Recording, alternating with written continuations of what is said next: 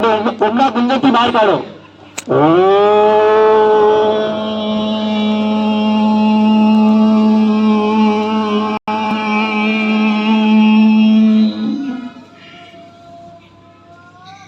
બહુ સરસ.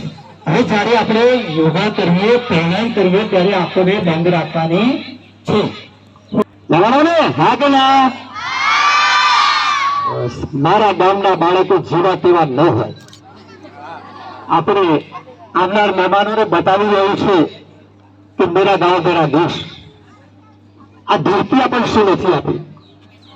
સરસ મજાના ફૂલડા જેવા બાળકો આપ્યા છે અને હું આ ધરતીનું જ બીજ છું. એટલે મેં કીધું કે જનની અને જન્મભૂમિ એ સ્વર્ગથી પણ સુંદર છે. જનની જન્મભૂમિ સ્વર્ગદાપી ગર્ય છે. તો આ ધૂળને આપણે માથે ચડાવીને ભલે આપણે મોટા થઈએ, ખૂબ જ ભણીએ, આગળ વધીએ, વિદેશની ધરતી પર પગ મૂકીએ, પણ એક પગ ક્યાં રાખવાનો? ઉવાસની ધરતી પર. ક્યાં રાખવાનો? એક પગ ક્યાં રાખવાનો? વિદેશની ધરતી પર. તો તમે જયારે મોટા થશો તો તમારી ખબર અંતો તો દર મહિને લેવાનો જ છું. અમારા સાહેબે પણ કીધું છે કે આપણે આ ગામની તમામ શાળાઓને દત્તક લેવી છે અને અભ્યાસમાં ખૂબ જ આગળ વધે તો એક એમનું દીર્ઘ દ્રષ્ટિ છે, એક સપનું છે કે એક ગામડું આપણે દત્તક લઈએ. અને આ બાળકો શું આપે છે?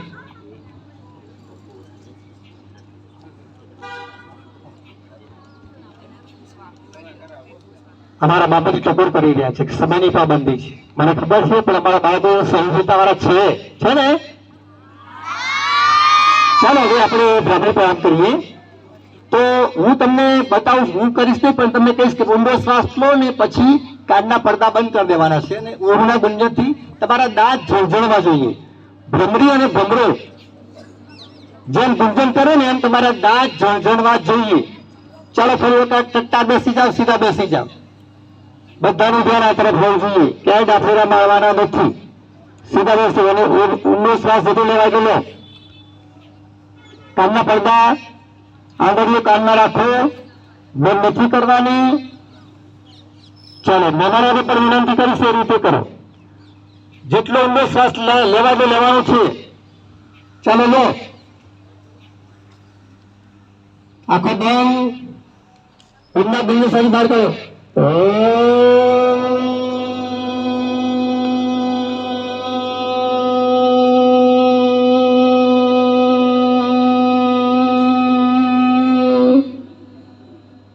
સરસ. ફરી એક વાર આનો અભ્યાસ ગ્રહણ કરવાનો અભ્યાસ આગળ આવી શકતો. ઊંડો શ્વાસ લો, જેટલો લેવાય એટલો સહન થાય તેટલો લો. બસ. કાનના પડદા બંધ, આંખો બંધ.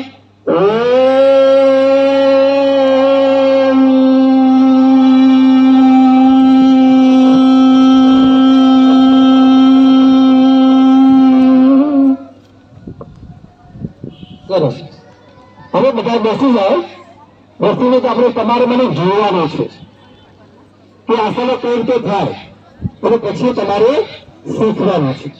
તો પહેલું આસન હું આખું શરીરને વાળી દઈશ. તો ધ્યાનથી મારી સામે નજર રાખશો, કોઈ વાતો ન કરશો, કોઈ આજુબાજુ દાફાના ન મારશો. વિનંતી.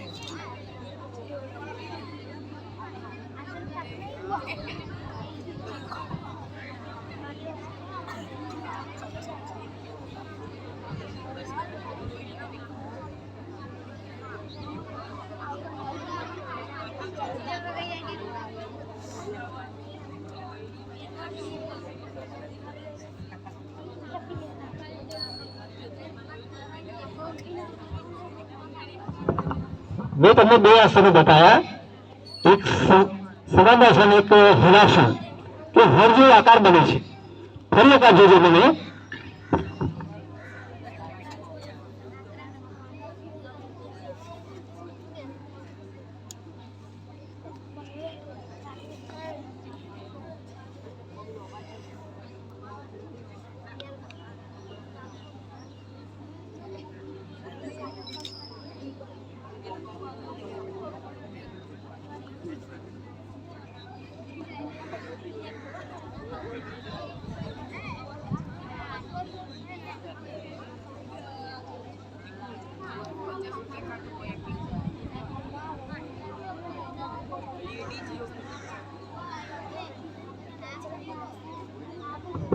હવે આવે છે પશ્ચિમોત્તાસન. જોજો, અંગૂઠા પકડવાના, સીધા બેસવાનું, પટ્ટા રાખવાના. થાય તો કરજો, ન થાય તો આમ ક્રોસમાં બેસી જાઓ. કોઈના પગ ના આડે તો ક્રોસમાં બેસી જાઓ. તો પશ્ચિમોત્તાસનમાં અંગૂઠા પકડવાના છે. ક્રોસ કરી દો એટલે તમારા વાંધોની આજુબાજુ. અંગૂઠા પકડીને શ્વાસ જેટલો લેવાય એટલો લેવાનો છે.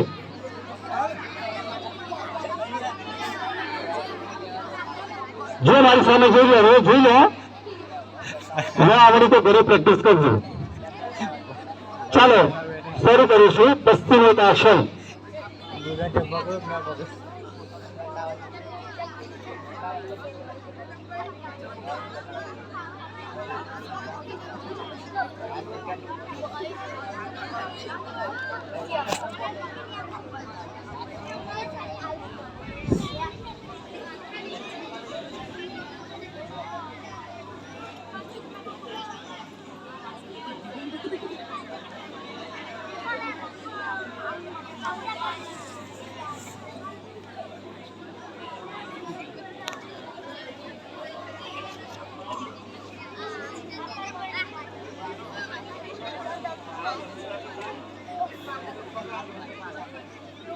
હવે કરાવે પશ્ચિમોત્તાસન.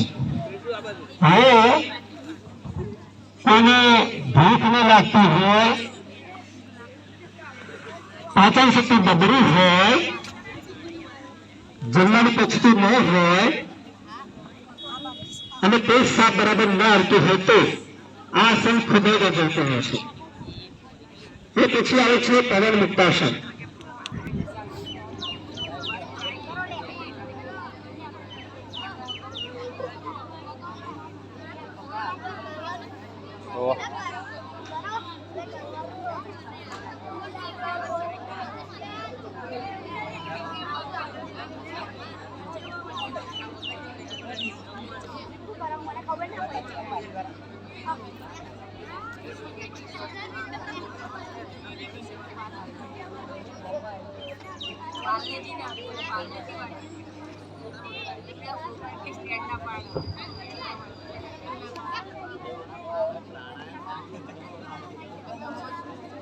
બતાવું છું. અને પક્ષીની પાઘડી કેમ આપણે ફેલાવવા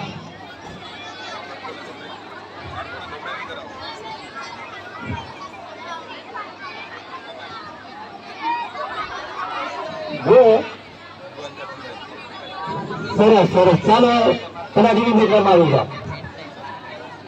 પલાઠીની મુદ્રામાં હવે આપણે પ્રાણાયામ, છેલ્લો પ્રાણાયામ આપણે કરીશું અનુલોમ વિલોમ.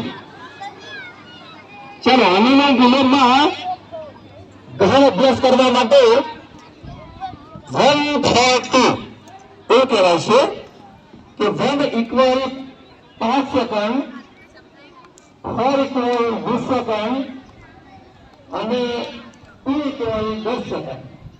5 સેકન્ડમાં શ્વાસ લેવાનો છે, 20 સેકન્ડ જીતવાનો છે અને 20 સેકન્ડમાં બહાર કાઢવાનો. તમારાથી ત્યારે જેટલો શ્વાસ લેવાય તો કહેજો, ત્યારે ધીમે છોડી. બરાબર?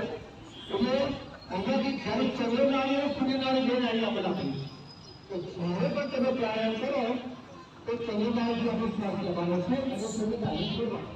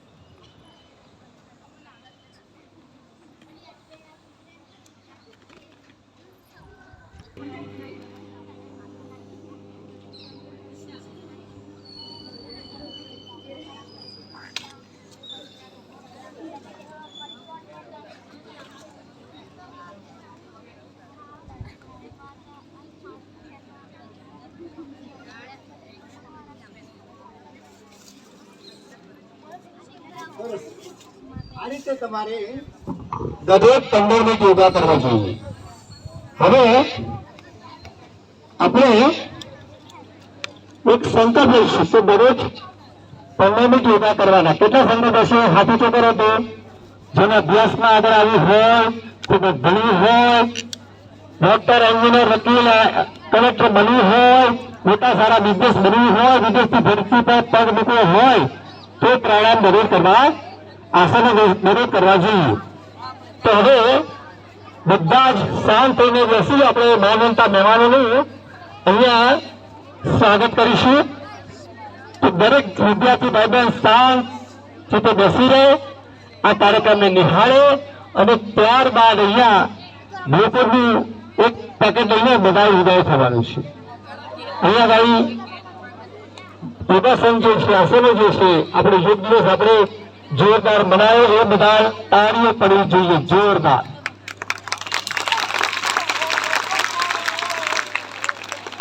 બહુ સરસ. મારી યુનિવર્સિટી ભરતીના બાળકો ખૂબ સરસ. ચાલો હવે આપણે માનવંતા મહેમાનોનું સ્વાગત કરીશું. સમયની પાબંદી છે તો આપણે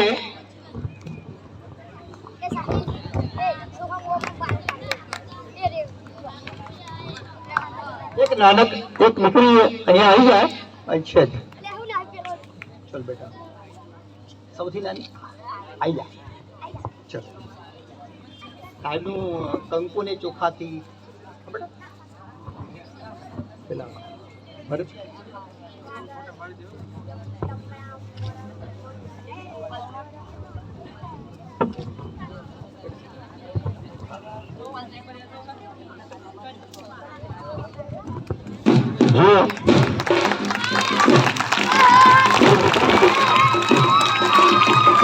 આપણા ગામની દીકરી સાહેબ નો રજાનો કોઈ રીતે આપણે સરપંચ થાય.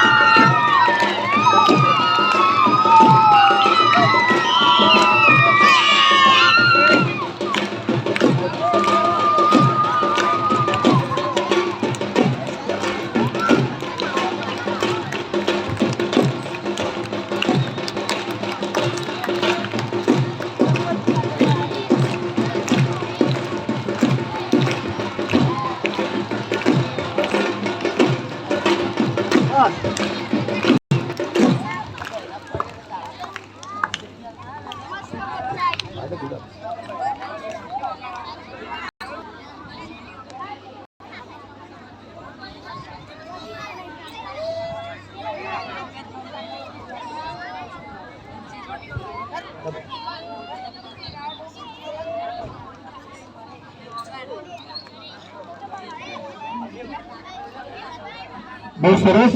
હવે આ સ્વાગતની આપણે વિધિ પૂરી કરીને આપણા માનવંતા મહેમાનોનું વક્તવ્ય આપણે સાંભળીશું.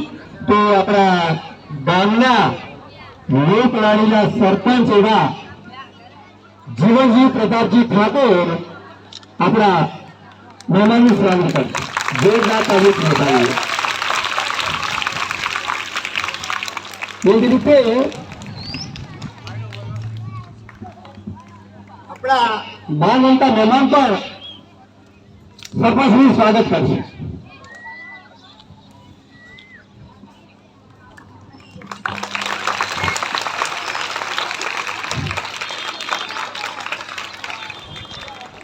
અહીંયા કારોબારીના સભ્યો હોય તો હાજર થાય જરા.